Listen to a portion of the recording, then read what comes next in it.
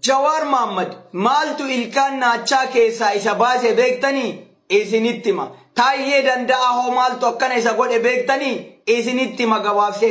Viidiyoon kun nama hundaafuu dawoomata hanga dhumaatti dhageeffadhu hedduu si fayyada. Like share godhi. Jawar Mohammed kan lubbuuti yaa oli jaalatu ka ummanni Oromoo jaalatu maaltu akkana isa godhe beektanii tokkoffaa yeroo baay'ee jaarsi Jawar Mohammed biraa hin dhabamu ture. Yeroo baay'ee jaarsi Jawariin biraan dhabamu Jawaris jaarsa irraan hin fagaatu. Saniif jecha dubbiin Jawar dubbatu marti Oromoodhaa dawaa taati.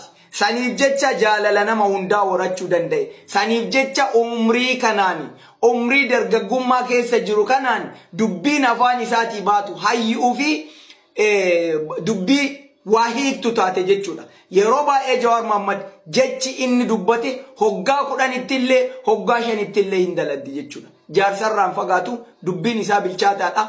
Oromoon lubbuu isaati isa jaalatti waan inni akkas bilchaataa ta'eef afaan naachaa keessaa miliquu danda'e. Naacheen Abiy Ahmed silaa hin nyaataa ture sababa inni fageessee yaaduuf sababa dubbiin inni dubbatu bilchaattuu taateef waan hundaa bitaa mirga waan laallatuuf jecha afaan naachaa keessaa ilkaan naachaa keessaa miliqee ba'uu danda'eera.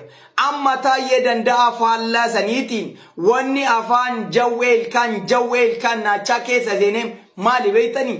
Taayyee danda'a yeroo baay'ee namaan hin mari'atu, hiriyyaan hin mari'atu, jaarsi ittiin dhiyaatu, fuula namatti hin kennatu. Saniif jecha Oromoo garaa kutee garaan hundi kenna wanni fayyaa dhabeef silaa Jawar Mohammed yookaan namni Oromoo biraa ka Oromoon jaalattu hidhame social meediyaan hundi waan nama sanii dubbataa oolaa jechuudha.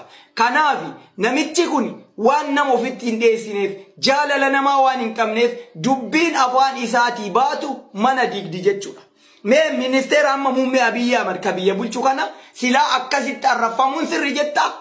Achi keessa taa'e waliin hojjeta gowwummaa yoo taate malee taayyee danda'a sabboonummaa hin qaba 100% kanarraa mormitu garuu gowwummaa hamtuu qaba. Achi keessa taa'e osoo qabsaayuu dubbii afaan isaatii baatu kontirool godhuu dhabuudhaaf Oromoo fi paartii keessa jirullee dhabe jechuudha. Waa lama dhabe al takkatti. Oromoon qabu paartii keessa hojjetuun qabu hiriyyaa gaarii kan ittiin mari'atuun qabu silaa akkas ta'uu baate. Namichi kun hin nyaatamuu ture afaan jawweetii ni miliqaa ture afaan naachaa keessa ilkaan naachaa keessaa ni ba'aa ture jechuudha. Amma namni takkittiin waan taayyee danda'a hubatuun qabu. Asirraa kaatu hubachuu dandeettu dubbii tanatti namni jaarsaan mari'atu dubbiin isaa yeroo maraa bilchaattuudha. Namni namaan mari'atu yeroo maraa wanti inni dalagu fudhatama qabdi jechuudha. Viidiyoo kana like share naa godhaa.